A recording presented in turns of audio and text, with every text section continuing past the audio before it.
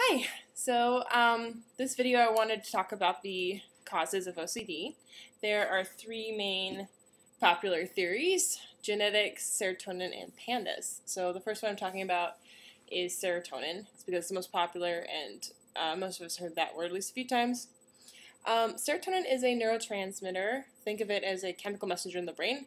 Basically, it's responsible for sleep, arousal, and mood, particularly anger and sadness. And I think most of us will kind of find that we are quick to experience sadness, but not so much so with anger. I guess no studies have come out saying that people with OCD oftentimes have a difficulty expressing anger, which is kind of weird. Definitely true for me.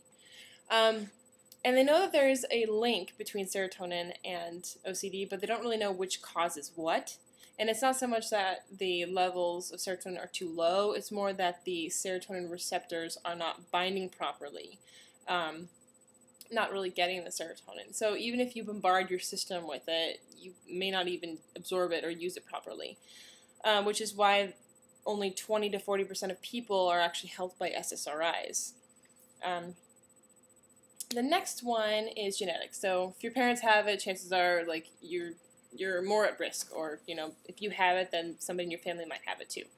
And they're finding genes all the time that play a role in this. One in particular is called HSERT. They found a mutation in it. They now know that people with OCD have this gene most of the time.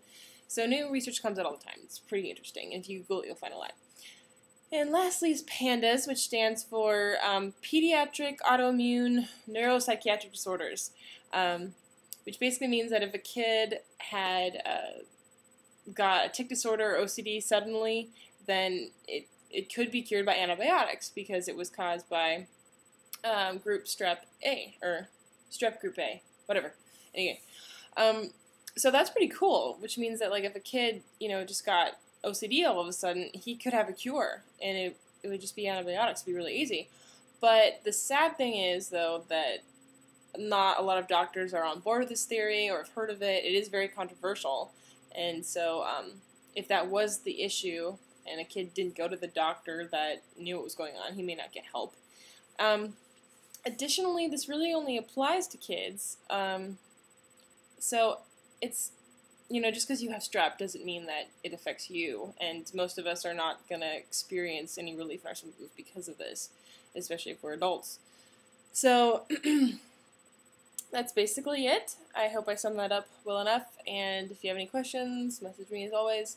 And stay tuned. I have some ideas of different videos I'm doing that are kind of discuss certain aspects of this in more detail and ways that you can kind of alleviate some symptoms based on your chemistry. So it's all about working with the body, right? Okay, so take care in the meantime.